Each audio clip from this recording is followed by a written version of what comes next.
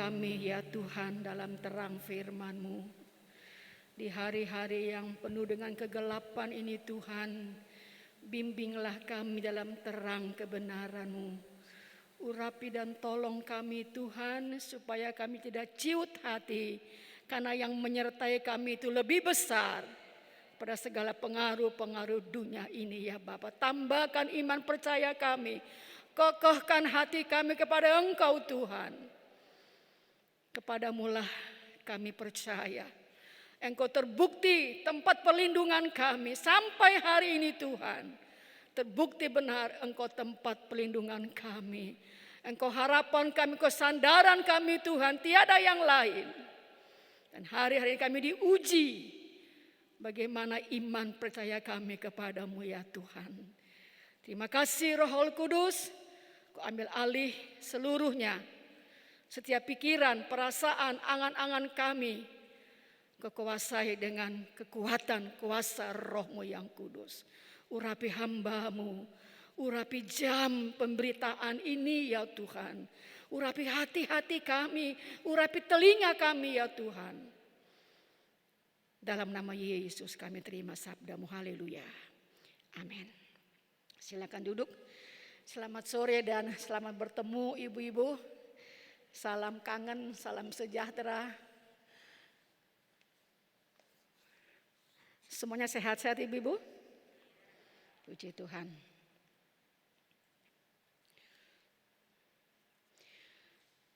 Kita buka Alkitab kita di dalam kitab Yosua.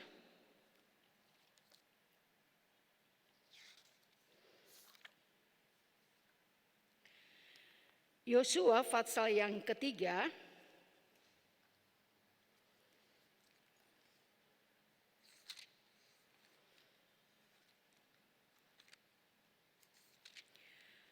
Kita akan baca beberapa ayat, cukup banyak ayat yang kita mesti baca sore hari ini.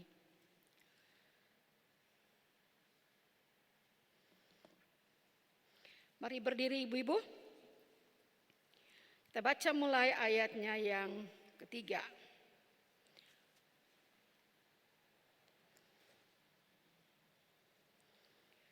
Kita baca bersama-sama ya. Yosua atau Yusak pasal yang ketiga, mulai ayat 3 kita baca terus sampai dengan ayatnya yang ke-17.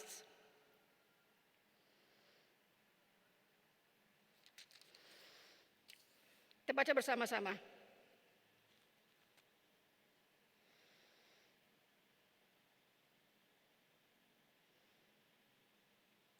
Dua, tiga.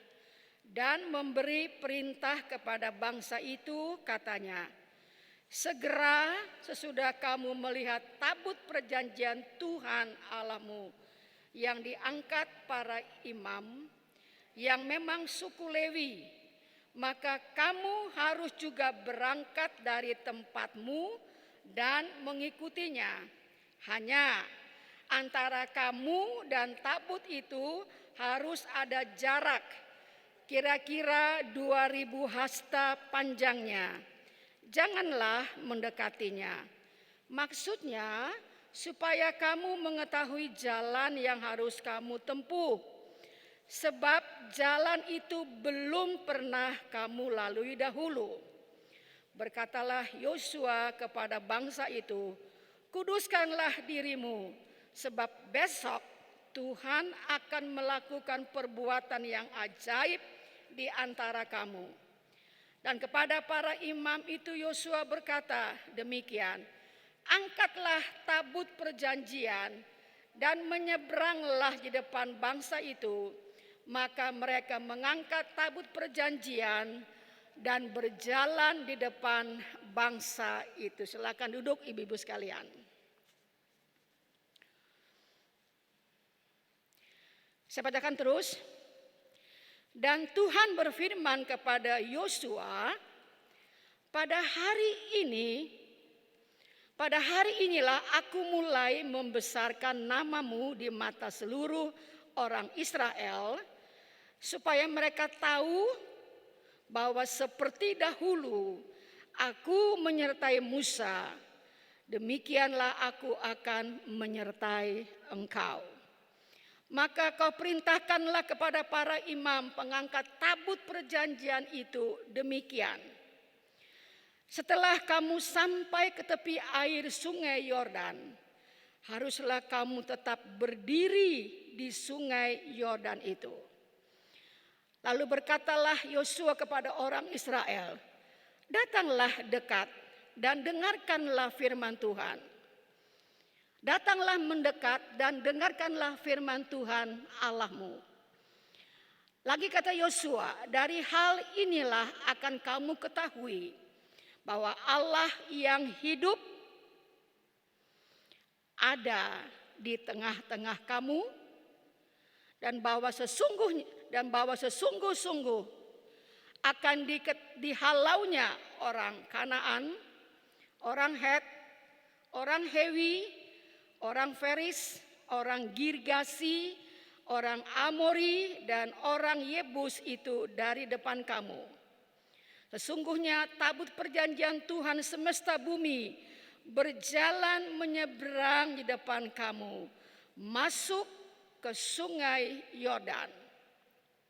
Maka sekarang pilihlah 12 orang dari suku-suku Israel, seorang dari tiap-tiap suku. Segera sesudah kaki para imam pengangkat tabut Tuhan semesta bumi berhenti di dalam air sungai Yordan, maka air sungai Yordan itu akan terputus. Air yang menurun dari hulu akan berhenti mengalir menjadi bendungan. Ketika bangsa itu berangkat dari tempat perkemahan mereka untuk menyeberangi sungai Yordan, para imam pengangkat tabut perjanjian itu berjalan di depan bangsa itu. Segera sesudah para pengangkat tabut itu sampai di sungai Yordan, dan para imam pengangkat tabut itu mencelupkan kakinya ke dalam air di tepi sungai itu. Sungai Yordan itu sebak sampai meluap sepanjang tepinya selama musim menuai. Maka berhentilah air itu mengalir. Air yang turun dari hulu melonjak menjadi bendungan jauh sekali di dekat Adam, kota yang terletak di sebelah Sartan. Sedang air yang turun ke laut Araba itu, yakni laut asin, terputus sama sekali. Lalu menyeberanglah bangsa itu di tentangan Yeriho. Tetapi para imam pengangkut tabut perjanjian Tuhan itu tetap berdiri di tanah yang kering, di tengah-tengah sungai Yordan. Sedang seluruh bangsa Israel menyeberang ke di tanah yang kering, sampai seluruh bangsa itu selesai menyeberangi sungai Yordan. Ya, nanti kita akan baca Fatsal yang keempat, ya. Tapi Ibu coba kita lihat dulu. Kita buka lembaran-lembaran Alkitab kita. Fatsal yang ketiga itu berbicara mengenai bangsa itu akan masuk ke tanah perjanjian, namun di hadapan mereka ada sungai Yordan. Dan firman Allah katakan saat itu sungai Yordan sedang meluap. Karena itu mulai musim panas, jadi es yang ada di gunung Libanon itu mencair lalu masuk ke sungai Yordan. Jadi dia meluap 2 kali lipat dari yang biasa. Apakah ini kebetulan Tuhan menyuruh mereka menyeberang pada saat itu? Kenapa tidak kemarin-kemarin saat belum mencair es dari gunung Libanon itu? Kenapa sudah tiba saatnya musim menuai tiba, saat musim panas, lalu es itu semua mencair, lalu masuk ke sungai Yordan, lalu sungai itu meluap 2 kali lipat. Apakah kebetulan? Tidak. Ya. Nah, apa yang kita akan pelajari di sini kita akan lihat Ibu-ibu ya. Nah, pasal yang ketiga berbicara mengenai bangsa itu akan menyeberang sungai Yordan. Pasal yang keempat berbicara mengenai setelah mereka menyeberang, Allah berfirman kepada Yosua untuk mengambil 12 batu dari dalam sungai itu dan dibawa ke perkemahan mereka nanti. Dan batu yang dari daratan diambil dan taruh di tengah-tengah sungai Yordan. Lalu pasal yang kelima kita pelajari di situ setelah penyeberangan dengan penuh mujizat itu, lalu mereka merayakan Paskah. Ini Paskah pada waktu mereka keluar mereka makan Paskah di Keluaran pasal yang ke-12. Nah, sekarang mereka merayakan Paskah lagi. Nah, ada ayat yang saya mau baca di pasal 5 ayat 10 sampai ayat 12 kita baca bersama-sama. Ada mujizat yang terjadi di sini juga. Sudah? Yosua 5 ayat 10 sampai 12. 2, 3. Sementara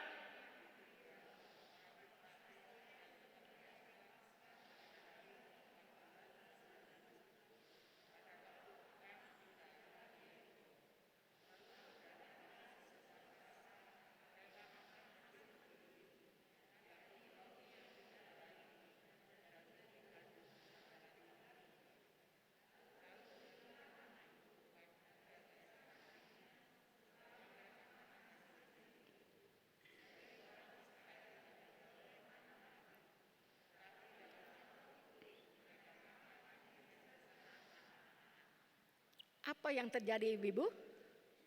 Mana yang sudah turun selama 40 tahun itu, hari itu stop.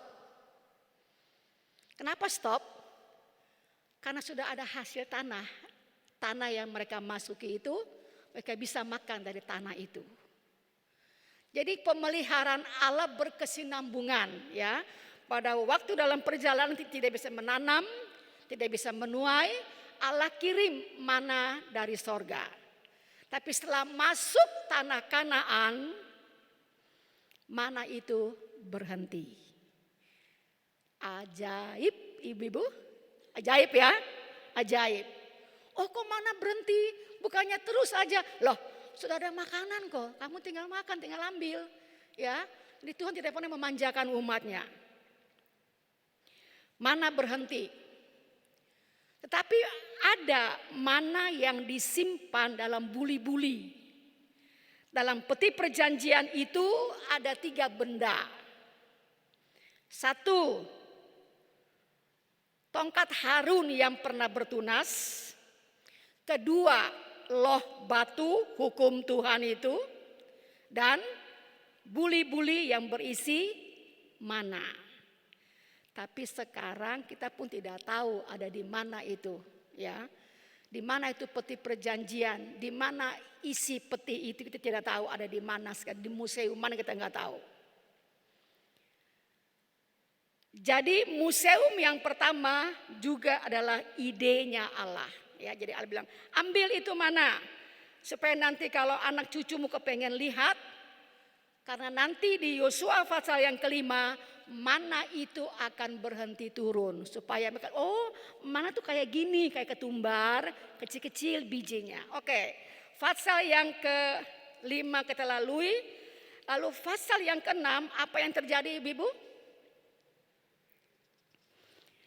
Ya, ada sebuah kota yang begitu kuat temboknya. Perjalanan hidup kita juga seperti itu ibu-ibu ya. Tuhan pimpin kita. Di depan kita ada sungai Yordan yang sedang banjir besar.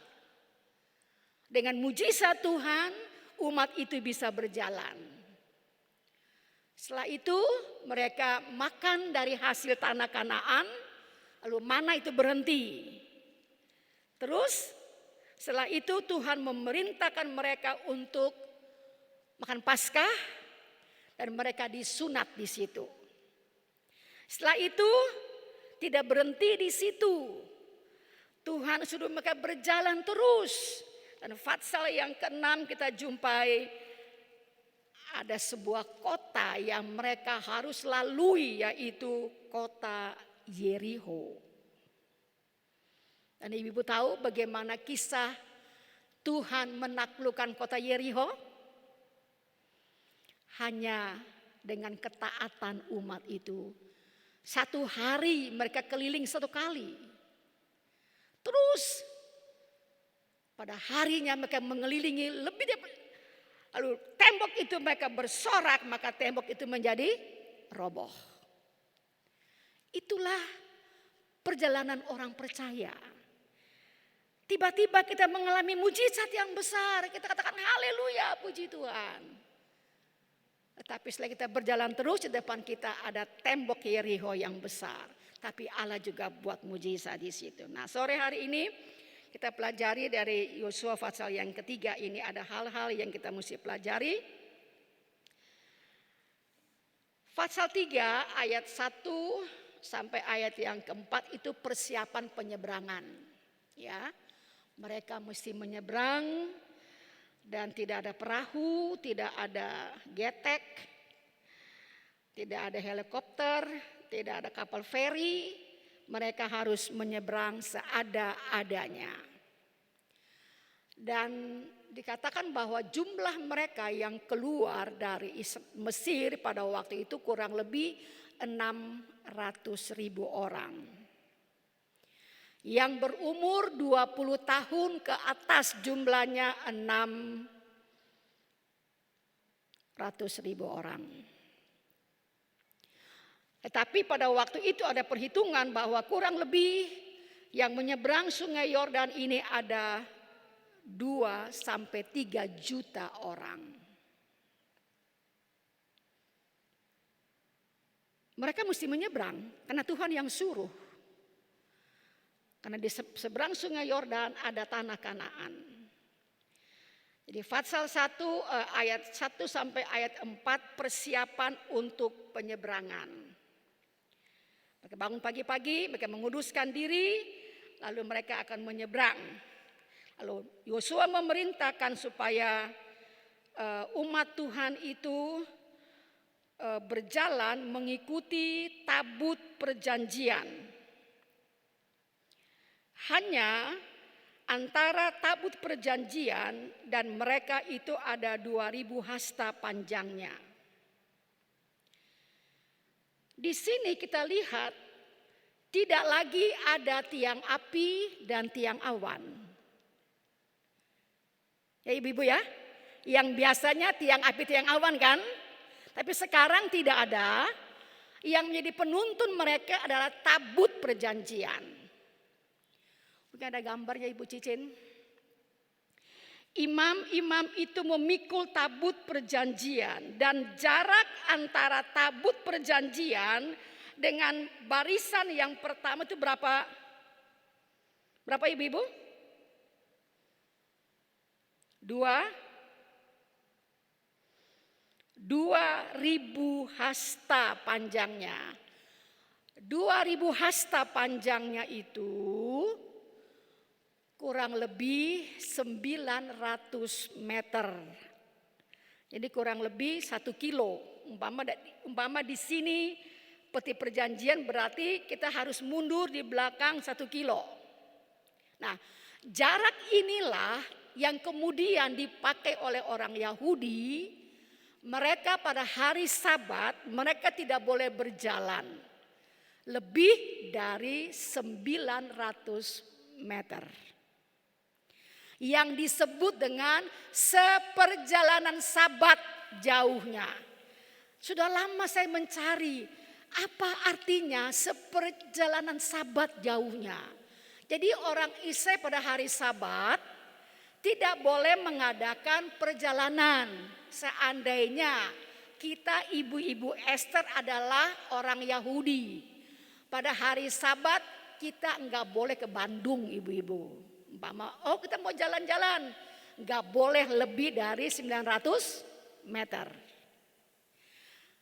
Saya cari sudah lama, ini artinya apa? Seperjalanan Sabat jauhnya, ini kira-kira berapa jauhnya? Saya membeli sebuah buku dan di buku itu menjelaskan bahwa dari mana asalnya seperjalanan Sabat jauhnya. Dari sini jarak antara barisan orang Israel dengan peti perjanjian itu 2000 hasta. 2000 hasta. Hasta itu adalah ini dari sikut ke ujung jari itu 45 cm. Ya. Jadi ada kurang lebih 900 meter. 1 kilo kurang sedikit ya. Nah itu namanya seperjalanan Sabat jauhnya. Jadi pada saat Sabat orang Yahudi boleh berpergian tapi tidak boleh lebih dari 1 kilometer. Diambilnya dari sini ibu-ibu. Jarak antara pasukan Israel dan peti perjanjian itulah jaraknya. Segitu jelimetnya orang Yahudi menafsirkan banyak hal. Ya. Segitu jelimetnya orang Yahudi menafsirkan banyak hal. Nah, setelah mereka sudah mempersiapkan untuk menyeberang, lalu saya lihat di sini bukan lagi tiang api dan tiang awan, tetapi yang menuntun mereka saat itu adalah peti perjanjian, di mana dipikul oleh imam dan mereka berjalan. Itulah petunjuk jalan bagi mereka. Yang berikut kita lihat, pada saat mereka mau menyeberang, mereka begitu kebingungan bagaimana caranya. Sungai lagi banjir, disuruh menyeberang pula. Tapi Tuhan telah berfirman kepada Yosua bahwa suruh imam lebih dulu mencelupkan kakinya di tepi sungai Yordan. Logika kita masuk gak ibu-ibu? Gak masuk ke ibu-ibu ya? Lagi banjir besar, mau menyeberang, imam yang suruh jalan duluan. Kalau mereka mau berbantah-bantah, mereka berbantah-bantah. Apa urusannya? Mending bikin getek, kita bisa pakai getek, pakai bambu, kita nyebrang dah. Kok disuruh imam yang jalan? Imam mempunyai iman yang kuat. Dia taat kepada firman Allah. Dan firman Allah katakan, pada saat kaki imam itu menyentuh tepi sungai Yordan, maka pemandangan yang begitu indah terjadi. Apa ibu-ibu? Yang sungai ke bawah sana jalan terus, yang di sini menjadi bendungan. Menjadi bendungan. Betapa ajaibnya Allah Israel. Betapa ajaibnya Yahweh yang menyertai orang-orang Israel itu. Dia putuskan aliran sungai Yordan yang sedang banjir-banjirnya. Ajaib Allah itu. Dan Allahnya orang Yahudi itu, Allahnya Yahweh orang Yahudi itu sudah menjelma menjadi manusia yang kita kenal dengan nama Yesus. Lalu mereka menyeberang ibu-ibu. Menyeberang. Kalau 3 juta orang menyeberang tuh lama gak ibu-ibu? Bisa berapa jam? Mungkin seharian kali ya. Ada emak-emak yang terseok-seok, ada hewan-hewannya, ada bayi-bayi, ada anak-anak kecil, ada orang-orang tua, ada orang-orang sakit.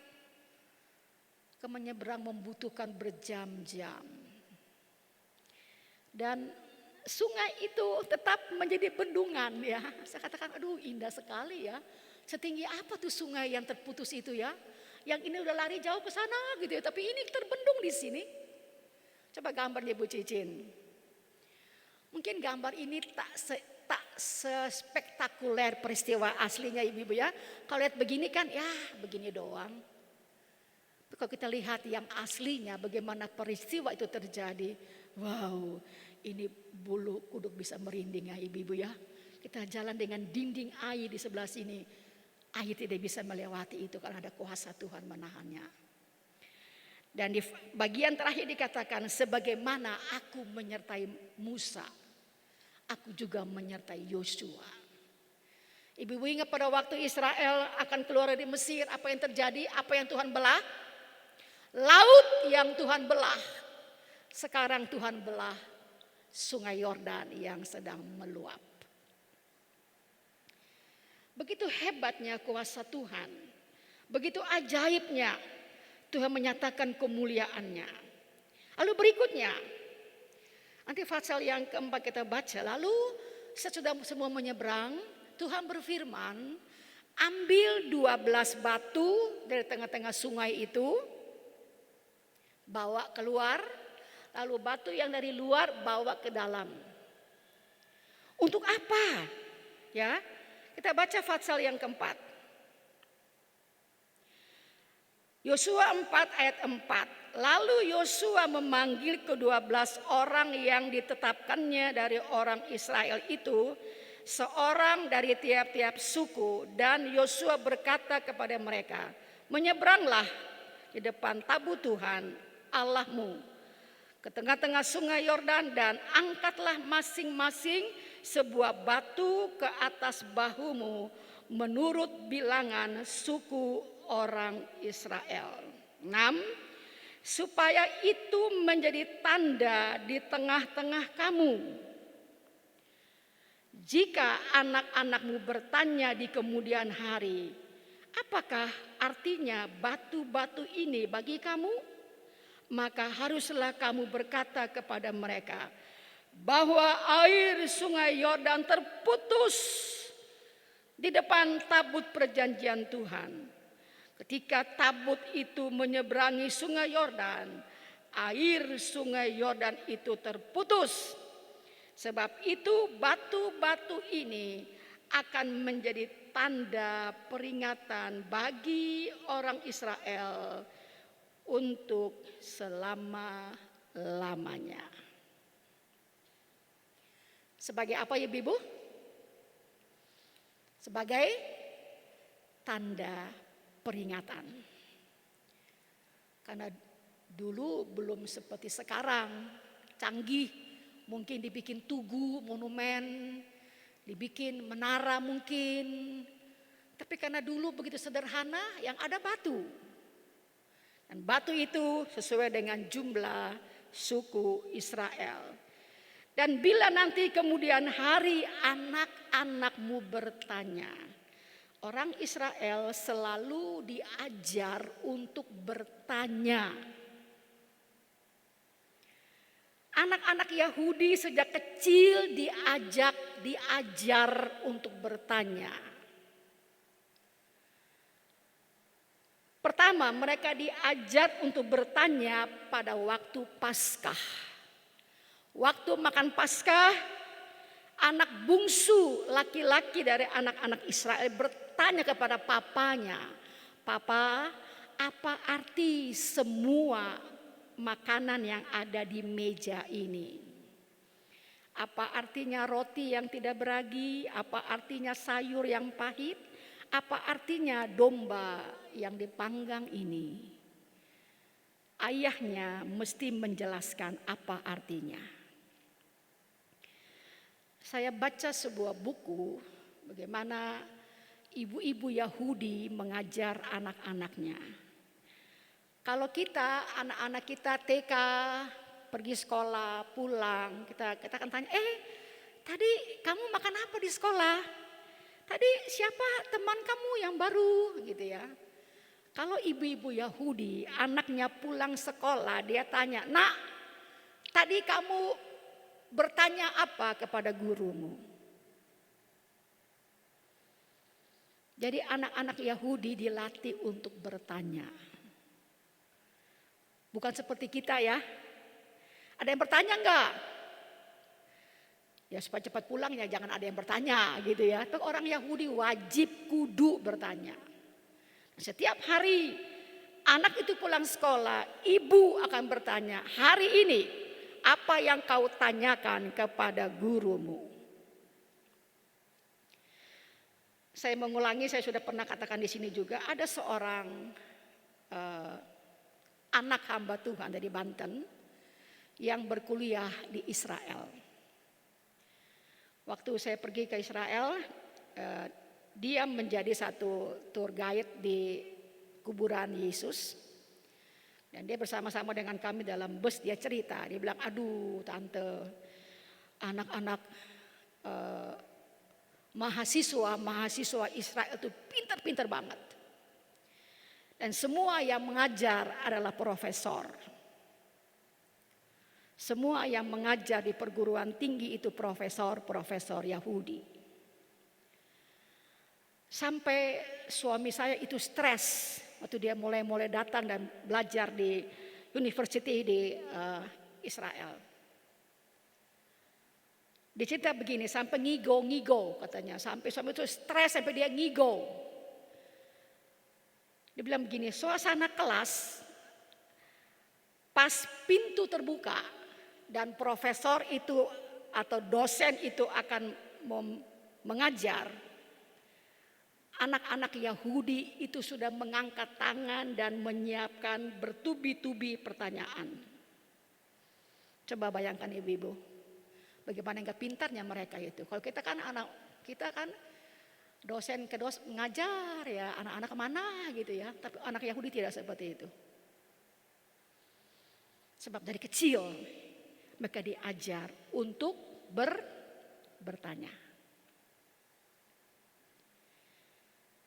Untuk apa tumpukan batu ini? Kemudian hari bila anak-anakmu bertanya. Karena memang itulah budaya Yahudi. Mereka diajar untuk banyak bertanya. Kalau ada banyak orang anak-anak bertanya, ibu-ibu mesti menjawab. Jangan dikepret tangannya ya. Atau cucu bertanya jangan dikepret. Kamu jangan tanya-tanya, udah mak lagi nonton YouTube, jangan repot-repot. Tapi wajib untuk memberikan jawaban, ya. Nah, kata mengenang supaya generasi kemudian itu akan diceritakan, ada bukti tumpukan batu ini apa sih, batu yang bisu ini apa? Hanya ongkokan batu yang mungkin sudah berlumut, mungkin sudah tidak lagi begitu indah. Nanti kalau anak-anak tanya bahwa ini apa, ini batu untuk apa, batu yang ini apa sih artinya? Lalu mereka harus menjawab bahwa batu ini berasal dari dasar sungai Yordan. Dan pada waktu itu, kenapa kami bisa ambil batu ini? Karena pada waktu kami menyeberang, orang tuamu menyeberang, nenek moyangmu menyeberang, Allah Yahweh mengadakan mujizat. Sampai dasar sungai Yordan itu kering dan kami bisa menyeberang. Dan inilah buktinya bahwa Allah itu membuat keajaiban. Bukankah di perjanjian baru juga ada ucapan yang sama? Pada waktu kita mengadakan perjamuan Tuhan, makanlah dari roti ini yang melambangkan daging atau tubuhnya Yesus yang dipecah-pecahkannya. Dan minumlah dari cawan ini yang melambangkan darah Yesus sebagai sebuah peringatan. Kok simple? Karena manusia itu cepat lupanya. Tuhan kok simpel amat? Kita kan gak pikun-pikun amat. Kok disuruh lakukan ini sebagai peringatan, lakukan ini sebagai peringatan, batu ini sebagai peringatan. Karena manusia itu selalu lupa. Cenderungnya lupa. Ya. Kalau sudah berhasil kita lupa, kalau sudah senang kita lupa, kalau sudah makmur, sudah mewah, sudah sembuh, sudah tertolong, kita seringkali lupa. Karena Tuhan tahu sifat kita suka lupa, Tuhan buat tanda-tanda itu supaya waktu kita melihat tanda itu kita ingat. Oh iya, beginilah keselamatan yang dikerjakan buat saya lewat hancurnya tubuh Yesus. Lewat dari daging itu tercurah darah yang suci. Kita ingat lagi, oh ya, betapa kami orang berdosa perlu juru selamat. Jadi hal mengingat ini bukan hal yang biasa, tetapi ini hal yang serius. Kenapa sampai Hawa makan buah yang Tuhan bilang tidak boleh makan? Dia berlagak lupa. Ya kan? Kalau dia ingat firman Tuhan dengan sungguh-sungguh, kalau dia mau taat firman Tuhan dengan sungguh-sungguh, tidak akan terjadi tragedi dosa dalam Kejadian pasal yang ketiga. Saya kalau baca Kejadian 1 dan 2, saya betul senang sekali. Aduh, begitu ajaibnya Tuhan itu. Tapi pada waktu masuk pasal yang ketiga, rasanya aduh sedih sekali. Allah juga sedih. Allah mesti mengusir mereka.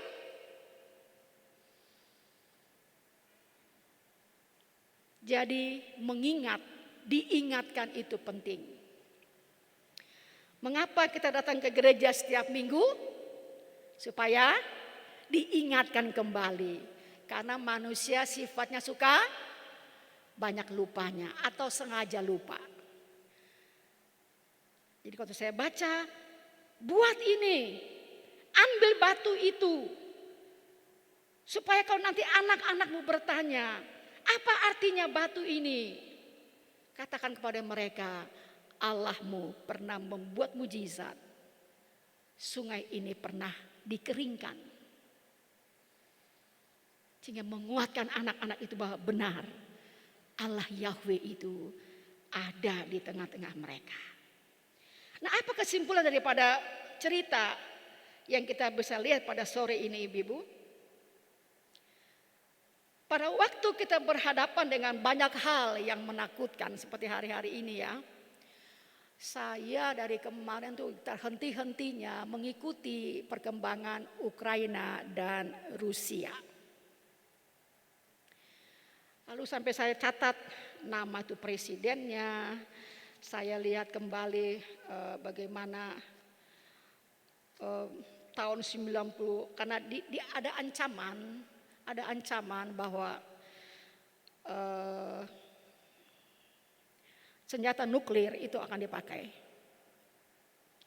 Saya ingat pada tahun 1986 ya tanggal 26 April itu pembangkit listrik tenaga nuklir di Chernobyl ya, reaktor Chernobyl itu pernah meledak.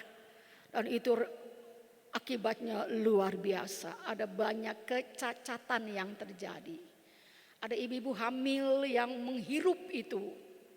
Anaknya itu lahir cacat. Banyak hal yang bertahun-tahun tak bisa dipulihkan. Di awal pada hari apa saya sudah share ke ibu-ibu, berdoa. Karena di Ukraina ada banyak anak-anak Tuhan. Tadi juga di share ada begitu banyak gereja di Ukraina. Mereka berdoa di tempat persembunyian di bawah tanah. Mereka berdoa dan mereka memohonkan bantuan doa pada seluruh negara-negara untuk mendoakan kondisi mereka. Saya ikuti terus, selalu saya lihat begini ya. Diberikan perbandingan bahwa Rusia itu peringkat persenjataannya nomor 2 di dunia. Nomor 1 Amerika Serikat, nomor 2 Rusia. Dan Rusia termasuk negara yang luas sekali. Indonesia nomor berapa? Indonesia peralatan perangnya itu nomor 15. Ukraina nomor 22. Rusia nomor 2, Ukraina nomor 22. Lalu ada yang bercanda seperti Goliat dan Daud. Seperti gajah dan semut. Tidak sebanding ibu-ibu ya. Kalau peringkatnya Rusia itu peringkatnya nomor 2, Ukraina nomor 22. Wah. Tapi kita dengar lagi Negara-negara NATO udah mengirimkan pasukannya, duitnya, peralatannya, segala macam untuk mendukung Ukraina. Dan ibu tahu, Indonesia mengimpor gandum 30% dari Ukraina. Tepung gandum buat apa ibu? Roti ya. Jadi ibu jangan kaget kalau besok minyak sayurnya udah mahal, nanti kira-kira roti juga bisa mahal kalau pasokan gandum dari Ukraina terpaksa harus terputus yang adanya perang Rusia dan Ukraina. Dan ancamannya kalau sampai itu diledakkan, dipakai senjata nuklir. Lalu saya ingat firman Allah dalam 2 Petrus katakan, kalau dulu bumi ini dihangus atau dihancurkan dengan air ampuhan, dengan air bah. Nanti dunia ini tidak lagi dengan air bah, tapi akan dimusnahkan dengan api dan belerang. Dalam 2 Petrus katakan itu. Dunia ini disimpan untuk dimusnahkan dengan api dan belerang. Kalau zaman Nuh itu dimusnahkan dengan air ampuhan, air bah. Tapi nanti bumi yang kita diami sekarang ini bukan lagi dengan air bah, tapi dengan api dan belerang. Lalu saya menulis nama presiden, ya, Volodymyr Zelensky. Lalu presiden Rusia namanya Vladimir Putin. Namanya bersama-sama pakai VV semua gitu ya. Saya bilangnya namanya sama, hampir sama. Harusnya mereka kayak Teletubbies ya, berpelukan gitu ya, jangan perang gitu ibu-ibu ya. Kesian tuh rakyat kecil. Saya baca ada orang yang melarikan diri dengan mobil. Tapi karena begitu jauh mereka harus menyeberang ke tetangga mereka. Di tengah jalan bensinnya habis. Mereka lari jadi mobil itu banyak yang diparkir di jalan di mana tuh ada banyak mobil yang kehabisan bensin. Mereka kepingin melarikan diri. Ibu bayangkan kalau kita sekarang damai seperti ini. Bagaimana kisruhnya. Anak-anak, ibu-ibu, orang-orang tua. Kemarin diberikan di gambar itu bahwa ambulan membawa anak-anak yang sakit. Dimasukkan ke dalam ini di bawah tanah. Di tempat perlindungan. Orang-orang yang sedang tergolek sakit. Anak-anak yang kurus-kurus sedang sakit. Itu ditaruh di bawah tempat yang aman. Kita sekarang di Indonesia begitu aman adanya. Bagaimana keadaan mereka di Ukraina? Saya nggak tahu hari ini bagaimana peristiwa perkembangannya. Karena Rusia yang dicari, dia akan cari sasaran adalah presiden Ukraina. Dan mereka minta bantuan doa dari kita. Kita mendoakan mereka dalam krisis pada saat ini. Tetapi kita juga tahu bahwa kita pun bisa mengalami krisis iman. Menghadapi hari-hari yang sulit ini. Seperti bangsa Israel mau menyeberang sungai Yordan, itu ada krisis bagi mereka. Ada satu situasi yang tidak begitu jelas bagi mereka. Krisis dan tantangan iman bagi mereka. Bagaimana bisa menyeberang? Bagaimana bisa ke seberang? Sungai sedang meluap. Tetapi Allah katakan imam harus celupkan kaki. Dan pada saat itu sungai itu akan terputus. Krisis dapat dilalui satu dengan kita ada pada pimpinan Tuhan. Ada di jalan Tuhan. Ada pada jalan Tuhan. Saya senang dengan kisah Yesus berjalan di atas air dalam Injil Markus itu. Setelah dia memberi makan 5.000 orang dengan 2 ikan dan 5 roti itu, Yesus katakan menyeberanglah kalian. Saya mau tinggal di sini dan berdoa. Dan pada tengah malam pukul 3 pagi, Yesus bisa melihat mereka sedang mendayung dengan payahnya. Dan Yesus berjalan di atas air. Kalau kita lihat cerita itu, Sesungguhnya yang menyuruh menyeberang siapa? Kan Yesus kan yang nyuruh menyeberang.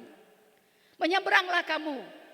Pergi menyeberang lebih dulu ke Betsaida. Menyeberanglah kamu lebih dulu. Kalau Tuhan yang suruh, tentu Tuhan menjamin mereka. Tapi tiba-tiba mereka menghadapi satu angin sakal yang begitu akan menenggelamkan mereka. Dan jam 3 pagi Yesus berjalan di atas air mendapatkan mereka. Ini mujizat. Ini mujizat yang besar. Dan tidak pernah ada orang yang bisa kerjakan hal seperti ini kecuali Yesus yang kita sembah. Dia berkuasa atas alam. Sama seperti dia berkuasa atas Laut Merah. Dia membelah Laut Merah. Dia membelah Sungai Yordan. Allah yang sama juga dia peduli dalam krisis yang kita hadapi pada hari-hari ini. Omikron belum selesai. Tapi kabar gembira ya, katanya hari Senin ini sekolah tatap muka katanya ya. Dan itu Omikron sudah mulai turun tinggal 1/4. Tapi Omikronnya sudah mau pergi. B2 muncul lagi. Sampai kapan kita akan selesai? Krisis demi krisis akan kita hadapi. Seperti orang Israel. Sudah menyeberang Sungai Yordan belum selesai. Di depannya ada tembok Yerikho yang sangat kuat. Itulah perjalanan iman kita. Kalau kita belum mengembuskan nafas yang terakhir, tetap dalam perjalanan selalu ada tantangan yang kita hadapi. Krisis demi krisis kita hadapi. Tantangan iman kita hadapi. Tapi jangan kita khawatir sebab Allah yang menyuruh kita untuk berjalan mengiring Dia. Tentu Dia akan menyertai kita. Tuhan berkuasa atas alam, Dia berkuasa atas Omikron ini, Dia berkuasa. Saya katakan berulang-ulang, saya bersyukur dengan adanya virus ini. Bukannya saya bersyukuri dalam arti yang negatif, tapi dengan cara ini mimbar-mimbar gereja dapat dibuka di mana-mana lewat YouTube. Semua orang bisa mendengar khotbah di mana-mana. Kalau dulu kan nggak ada, jarang sekali. Tapi sekarang di mana-mana kita bisa mendengarkan pelajaran, pengajaran, kuliah jarak jauh pun kita bisa. Begitu Tuhan menyatakan dengan cara-cara yang ajaib. Yang terakhir, kita pun dituntut untuk tetap beriman dan taat kepada firman-Nya. Tidak masuk akal kadang-kadang firman Tuhan itu. Tidak masuk akal imam kakinya menginjakan Sungai Yordan, air bisa terputus. Tidak pernah ada dalam pikiran manusia. Tidak pernah kita bayangkan waktu Musa mengangkat tongkat itu dan angin timur membelah Laut Merah. Tidak pernah kita pikirkan. Tapi itulah ketaatan yang dibutuhkan. Dan hari-hari ini saya lihat generasi muda ini. Untuk hal ketaatan itu jauh sekali. Anak-anak sekarang ini saya nggak tahu kalau ini. Tapi saya lihat banyak hal tidak ada ketaatan. Untuk hal taat itu rasanya sulit hari-hari ini. Padahal untuk melihat sebuah mujizat, untuk melihat keajaiban-keajaiban yang besar, itu dituntut iman dan ketaatan mutlak kepada firman Allah. Seperti tembok Yerikho itu tidak gampang dirobohkan. Tapi dengan ketaatan yang luar biasa. Dengan kesungguhan, dengan kesehati yang luar biasa. Maka tembok yang besar itu bisa dirobohkan hanya dengan puji-pujian. Dan ketaatan umat Tuhan. Nah, kita mau melihat sejauh mana kita mempunyai ketaatan pada hari-hari kepada Tuhan. Krisis itu tidak akan pernah berhenti, Ibu. Hari ini kita bisa berglori, kita ada di tempat yang ada mujizat Tuhan. Tapi kita akan terus berjalan. Dan kita akan menemukan banyak hal yang kadang-kadang membuat iman kita menjadi bertanya di manakah Tuhan. Beberapa waktu yang lalu ada seorang ibu yang telepon, dia dalam kesulitan, anaknya dalam kesulitan. Sampai anak itu bertanya kepada mamanya, "Mama, apakah Tuhan itu ada atau tidak?" Ini krisis ibu-ibu. Ya kan? Sampai dia bisa bertanya karena dia begitu mengalami kesulitan. Sudah usaha ini, usaha itu selalu buntu. Muncul sebuah keraguan, apakah Tuhan itu ada? Ini krisis ibu-ibu. Krisis yang sedang terjadi. Dalam kesulitan kita pun akan bertanya hal yang sama. Apakah Tuhan itu ada? Masih adakah mujizat buat kita? Krisis yang kita hadapi. Tapi justru disitulah yang Tuhan tuntut dari kita adalah iman dan ketaatan kepada firman-Nya. Ini yang kita mesti kembali melihat apakah masih ada ketaatan kepada firman Allah secara mutlak dan kepada firman-Nya. Tadinya saya mau bawa tentang 3 dimensi iman. Saya sudah siapkan dari kemarin-kemarin, saya belajar terus. Apa yang saya mesti bawa Tuhan? Di tengah-tengah kondisi yang seperti ini, apa yang saya mesti bawa? Tuhan taruh mengenai 3 dimensi iman. Iman itu terjadi pada waktu dulu kita percaya Tuhan. Sekarang apakah masih ada? Dan yang akan datang. Yang seringkali disimpulkan dalam iman, pengharapan, dan kasih. Iman, kita percaya kepada Yesus. Mungkin 10 tahun yang lalu, 20 tahun yang lalu. Sekarang, apakah masih ada? Dengan krisis demi krisis kita hadapi. Dan pengharapan, kita mempunyai pengharapan bahwa nanti satu kali kelak. Pengharapan akan kedatangan Tuhan itu akan menyelesaikan semua masalah yang kita hadapi. Sebagaimana Tuhan menyertai Yosua dan bangsa Israel. Beralih dari tiang awan, beralih kepada peti perjanjian yang melambangkan kehadiran Tuhan. Allah yang sama yang ibu dan saya sembah masih ada sampai hari ini menyertai kita. Dan ibu jangan bertanya, apakah Tuhan masih ada? Kalau ada orang yang bertanya itu, ibu jawabnya apa? Apakah Tuhan masih ada? Masih ada, Dia Allah Immanuel. Tuhan kadang-kadang izinkan krisis kita hadapi. Supaya kita jangan berharap kepada kemampuan kita. Kita mesti kembali sujud, merendahkan hati. Mengandalkan Dia dalam segala perkara. Ibu tahu minyak goreng langka? Tahu ya? Dapat 1 itu mesti antrinya lama katanya ya. Saya nggak tahu, kalau kemarin nggak ada ibu yang ngomong ke saya bahwa itu mesti antri satu-satu dapatnya yang harga normal. Kalau harga yang mau beli yang high class itu ada gitu ya. Saya tuh di bulan Januari itu pergi ke toko yang baru buka yang besar itu. Saya beli 2 dus ibu-ibu. 2 dus itu isinya berapa ya? 1 lusin ya. Ibu bayangkan di pastori orang ada 14 orang. Satu hari itu bisa satu itu bisa habis ibu-ibu. Oh, dengan kondisi begini, saya baru tahu kemarin bahwa sulit minyak goreng untuk dapat dengan harga yang normal. Saya buka di gudang saya, masih ada 2 lagi ibu-ibu. Aduh. Tanpa saya tahu, hari itu saya beli memang agak banyak, sampai 2 dus ibu-ibu. Dan sampai hari ini masih ada tuh sedikit minyak lagi, saya bilang Tuhan.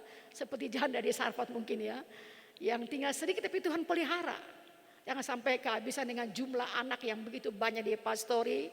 Yang kami harus menggoreng ini, menggoreng itu, membutuhkan banyak minyak. Tapi ajaib. Sebelum itu terjadi, Tuhan sudah menggerakkan hati saya. Saya tidak pernah membeli sebanyak itu minyak goreng. Tidak pernah saya beli sebanyak itu.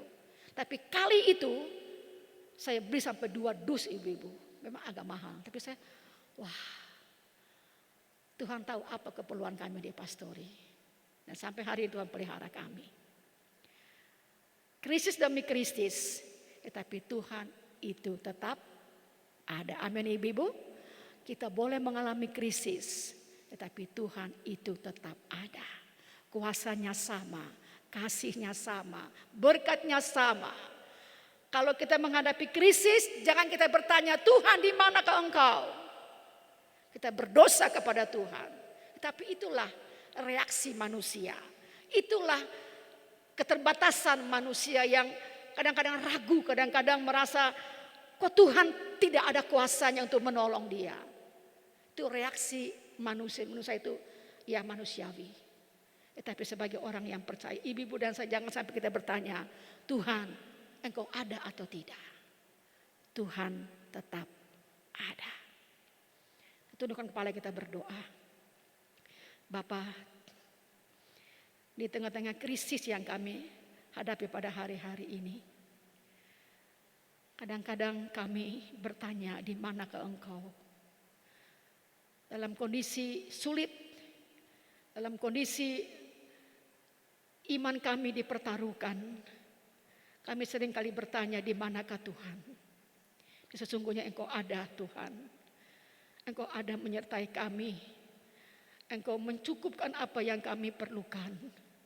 Seperti janda di Sarfat Tuhan. Dengan sedikit minyak dan sedikit tepung, Engkau cukupkan kami ya Tuhan. Kami belajar mengingat Engkau. Kami mengingat bagaimana Engkau memberikan segala-galanya bagi kami. Dirimu, darahmu Engkau berikan bagi kami. Supaya kami diselamatkan ya Tuhan. Malam ini atau sore ini kami berdoa bagi konflik yang dihadapi di Ukraina. Di sana ada anak-anak Tuhan. Tuhan tolong juga negara Rusia. Tuhan, mata kami terbuka melihat bahwa ada begitu banyak penderitaan yang dialami oleh anak-anak, oleh ibu-ibu, oleh orang-orang tua, oleh para pasien-pasien yang sakit. Kalau saat ini kami tenang, kami aman, kami bisa kemana saja. Tuhan, kami patut bersyukur. Kami terlindungi, negara kami aman sampai hari ini Tuhan. Tapi bagaimana dengan orang-orang sesama kami di Ukraina yang mengalami banyak hal yang menyedihkan mereka. Pada saat krisis seperti itu, harta benda tidak ada artinya. Kekayaan tidak ada artinya Tuhan. Nyawa, maka pertaruhkan nyawa mereka. Kami berdoa untuk Presiden Rusia, Putin Tuhan. Tolong jamah hatinya. Dengan segala kekerasannya Tuhan jamah dia. Tuhan tolong supaya perundingan sedang dilangsungkan. Itu Tuhan ikut campur tangan. Engkau tolong Tuhan. Ada korban-korban jiwa yang tidak bersalah. Ada anak-anak Tuhan di sana, kami berdoa dari jarak yang jauh. Kalau Tuhan luaskan semua ini Bapa, membuka mata dunia. Bahwa sesungguhnya ada krisis yang sedang terjadi. PBB pun tidak bisa berbuat banyak. Tapi Tuhan tolong. Di atas semua ini kami percaya Allah di surga yang mempunyai rencana yang indah. Allah yang di surga yang mempunyai kehendak yang begitu ajaib. Engkau pernah melakukan perkara-perkara yang ajaib di waktu-waktu yang lalu Tuhan. Engkau tolong juga krisis yang dihadapi di Ukraina dan juga di Rusia. Tuhan tolong para tentara yang juga mungkin menjadi korban dari kedua belah pihak, kematian yang sia-sia. Oh Tuhan Yesus, kami berdoa supaya anugerah-Mu dinyatakan. Belas kasihan-Mu Tuhan. Hanya tangan-Mu yang bisa menghentikan semua ini Bapa.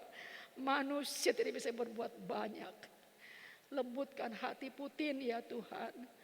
Tuhan tolong Presiden Ukraina. Tuhan tolong anak-anak Tuhan di sana. Bela mereka ya Tuhan. Kami jauh, kami terbatas.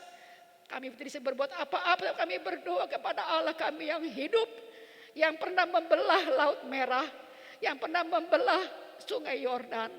Allah yang ajaib, Engkau turunkan tangan-Mu membela keadaan yang sedang rumit di Ukraina dan juga di Rusia. Terima kasih Bapa. Di tengah-tengah krisis bangsa kami dengan langkanya beberapa bahan pokok, Tuhan juga memberikan kami ketabahan iman. Tuhan tolong supaya kami tetap mengandalkan Tuhan. Jangan sampai krisis iman juga terjadi. Tuhan tolong supaya kami tetap mengandalkan Tuhan, kami tetap di dalam jalan-Mu, kami mempertebalkan ketaatan kami kepada firman-Mu. Kami mempunyai iman yang sungguh kepada Tuhan, bahwa sesungguhnya Tuhan tidak pernah meninggalkan kami. Kalau janda di Sarfa Tuhan pelihara, Engkau pelihara kami orang-orang yang takut akan Engkau. Tanamkan firman-Mu di hati kami, bahwa Allah masih mengerjakan perkara yang ajaib. Bukan pada waktu yang dulu saja Bapa, tapi hari ini pun Tuhan sanggup mengadakan mujizat bagi kami. Ajar kami, supaya kami belajar taat kepada firman-Mu. Anugerahkan kami roh ketaatan kepada-Mu Tuhan. Taat kepada kebenaran-Mu. Taat kepada firman-Mu ya Tuhan. Kuduskan kami. Terima kasih Bapa. Kami terima sabda-Mu dengan mengucap syukur. Dalam nama Tuhan Yesus Kristus. Haleluya. Amin.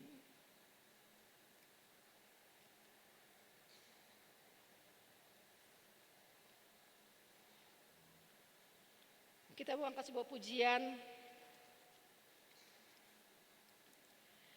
Kami telah mendengar perbuatan-Mu dahsyat di masa lalu. Oke, Ibu masih ingat lagu ini? Nyatakanlah lagi seperti dahulu. Tuhan dulu membelah Laut Merah, Tuhan dulu membelah Sungai Yordan. Tuhan juga menolong kita yang hari-hari ini menghadapi mungkin jalan-jalan yang agak sulit, menghadapi kondisi lonjakannya harga-harga, menghadapi kesehatan, menghadapi virus. Tuhan nyatakanlah lagi seperti dahulu. Kami telah mendengar perbuatan-Mu dahsyat di masa lalu, kami telah mendengarkan kemasyuran-Mu ya Tuhan. Nyatakanlah lagi seperti dahulu perbuatan-Mu yang ajaib sehingga dunia tahu. Nyatakanlah lagi di antara kami. Ini doaku, nyatakanlah sekarang. Persembahan yang kedua dijalankan.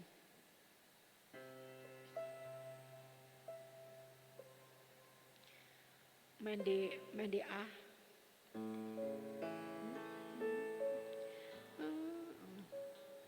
Coba main di G. Kami telah mendengar perbuatan-Mu dahsyat di masa lalu. Kami telah mendengar kan kemasyuran-Mu ya Tuhan. Nyatakanlah lagi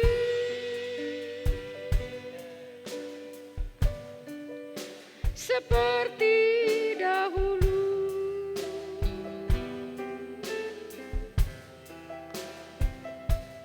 Perbuatan-Mu yang ajaib sehingga dunia tahu.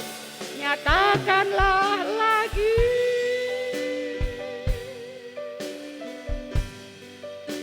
di antara kami.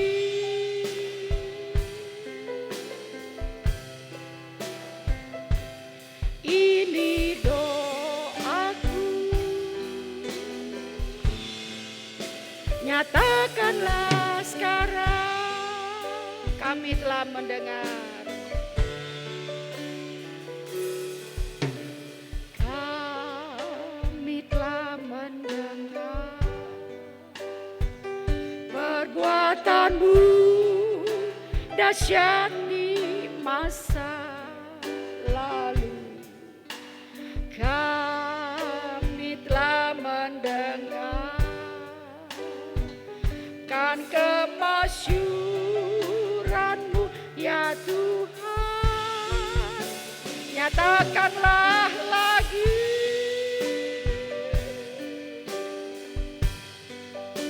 seperti dahulu. berdiri semua. Perbuatanmu yang ajaib sehingga dunia tak nyatakanlah lagi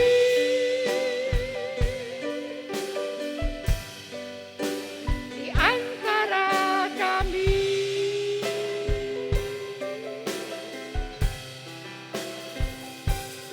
Ini doaku, nyatakanlah sekarang, nyatakanlah lagi, nyatakanlah lagi.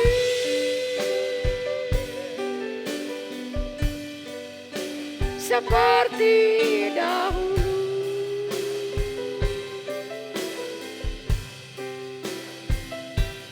Perbuatanmu yang ajaib sehingga dunia tak nyatakanlah lagi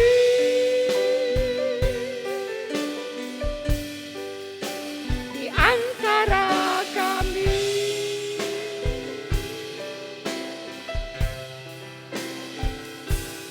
Ini doaku, nyatakanlah sekarang. Kita ulang dari depan lagi. Kami telah mendengar perbuatanmu dahsyat di masa lalu. Kami telah mendengar perbuatanmu dahsyat di masa lalu. Kami telah mendengar kan kemasyuran-Mu ya Tuhan, nyatakanlah lagi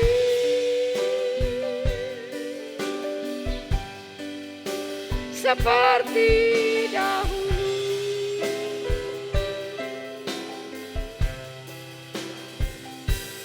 Perbuatanmu yang ajaib sehingga dunia tak nyatakanlah lagi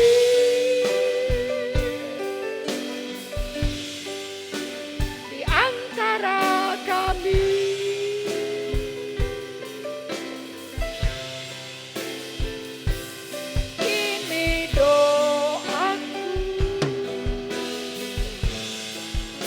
Nyatakanlah sekarang.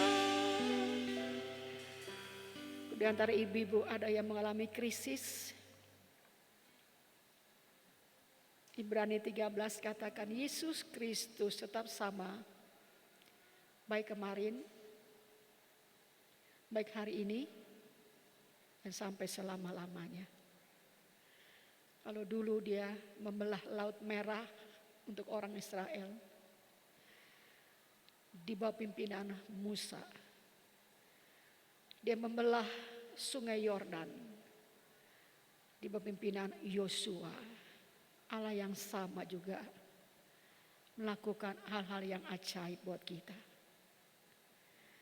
Tetapi ingat ibu-ibu, kita tidak selamanya berjalan di padang bunga. Tapi Tuhan izinkan kadang-kadang krisis yang kita hadapi, supaya dia rendahkan hati kita untuk sungguh-sungguh hanya bergantung kepada dia saja. Kita boleh berdoa, Tuhan nyatakanlah lagi Tuhan Yesus. Kalau yang lalu Tuhan nyatakan begitu ajaib, hari ini saya susah. Saya gak punya uang Tuhan, saya kesulitan, tidak punya beras.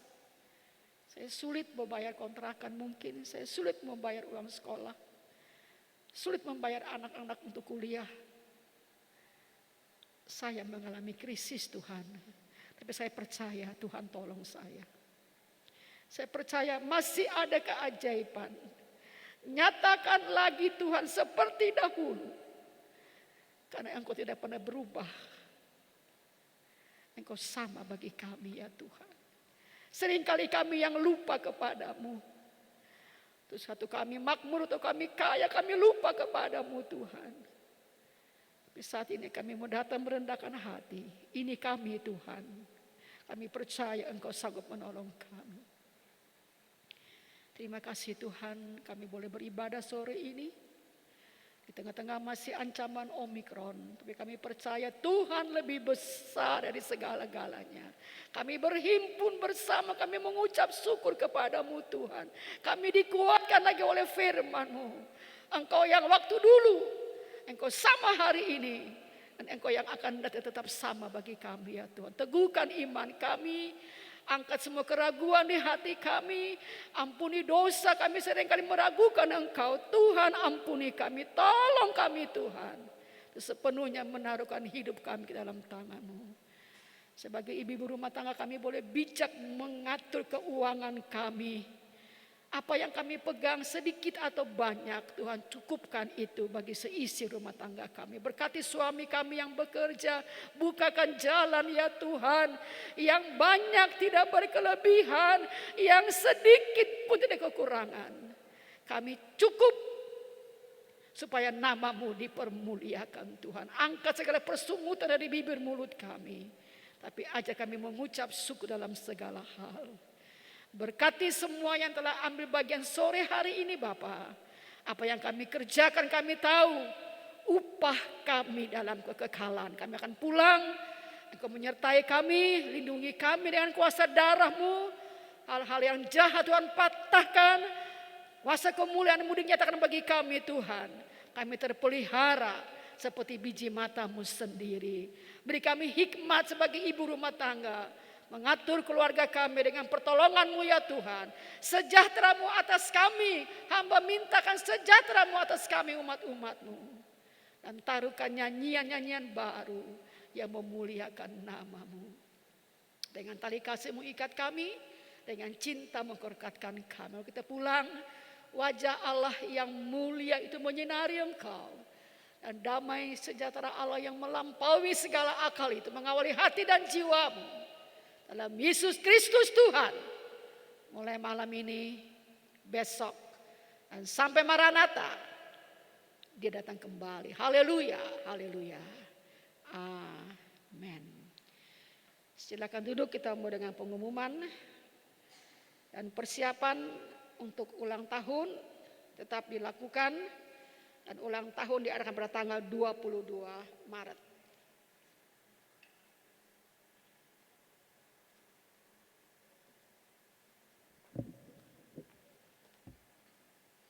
Selamat sore Ibu-Ibu. Ada dua hal yang akan saya sampaikan. Pertama, ucapan selamat ulang tahun kepada Ibu Uang, Ibu Kanyak, dan Ibu Linda pada tanggal 2 Februari. Ibu Berta dan Ibu Riana Simbolon pada tanggal 6 Februari. Ibu Evi pada tanggal 9. Ibu Flora pada tanggal 13. Ibu Rosana tanggal 15. Dan Ibu Nini pada tanggal 26. Selamat ulang tahun, Tuhan Yesus memberkati. Yang kedua, pelayanan Selasa tanggal 8 Maret, pemimpin pujian Ibu Kimiati, singernya Ibu Las Maria, Ibu Servi Ginting, dan Ibu Yeti. Pundi-pundi Ibu Morina, Ibu Mulyana, dan Ibu Meliana. Rayon yang berdoa, Rayon Ripka. Sekian, terima kasih.